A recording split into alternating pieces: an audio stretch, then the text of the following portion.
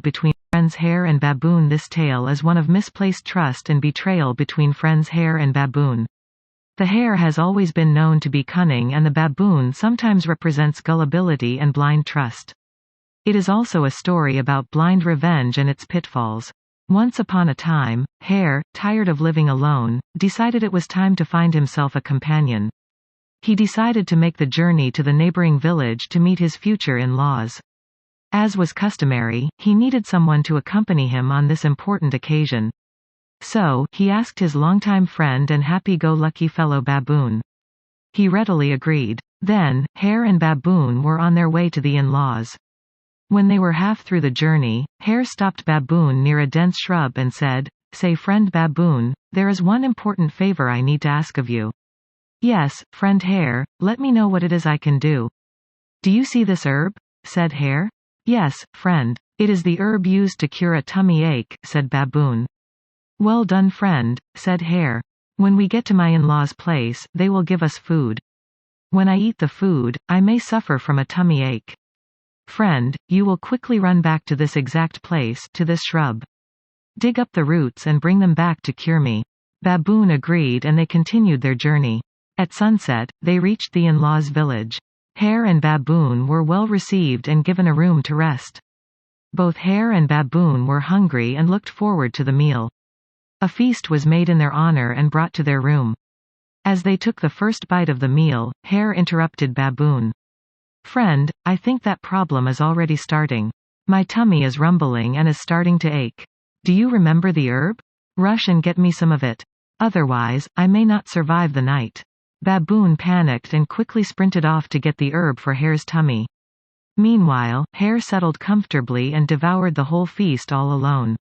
When he had his fill, he called for the dishes to be removed. Soon, Baboon, huffing and puffing, tumbled into the room with the herb. "Here you are, friend. I ran as fast as I could.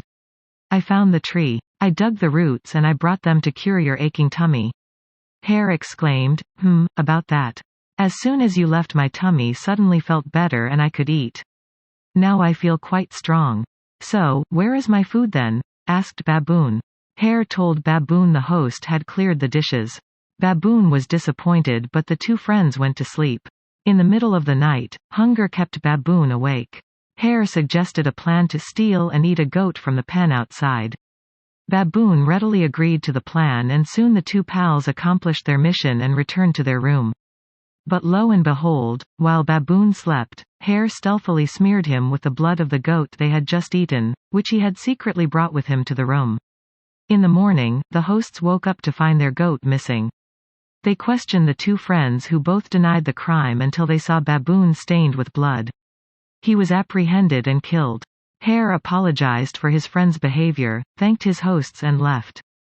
Meanwhile, Jackal, a friend to Baboon, received word on how Hare had tricked his friend and led him to his death. Jackal decided to avenge Baboon's death. So, Jackal visited Hare and asked for his company to his in-laws' village. In the same manner, as they were halfway through the journey, Jackal asked Hare, "Say, friend Hare, there is one important favor I need to ask of you." "Yes, friend Jackal, let me know what it is I can do." "Do you see this herb?" said Jackal. "Yes, friend. It is the herb used to cure a tummy ache." "Well done, friend," said Jackal. "When we get to my in-laws' place, they will give us food. When I eat the food, I may suffer from a tummy ache. Friend, you will quickly run back to this exact place, to this shrub. Dig up the roots and bring them back to cure me." Hare agreed, but before they continued their journey he excused himself for a bathroom break. Without Jackal noticing, Hare secretly dug up the roots of the shrub and hid them away.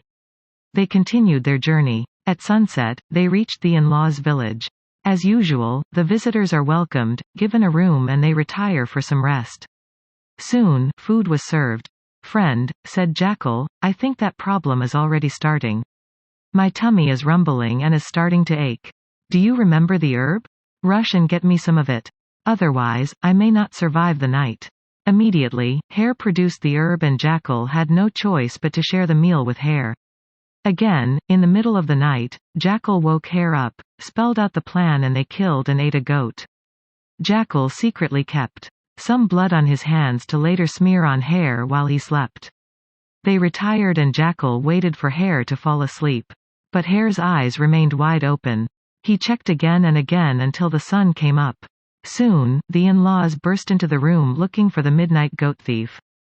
Jackal was caught literally red-handed with blood.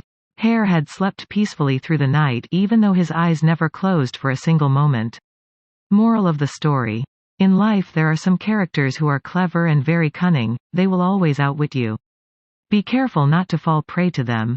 Neither should you try to copy their ways because you may not have the same wittiness or advantages as they do.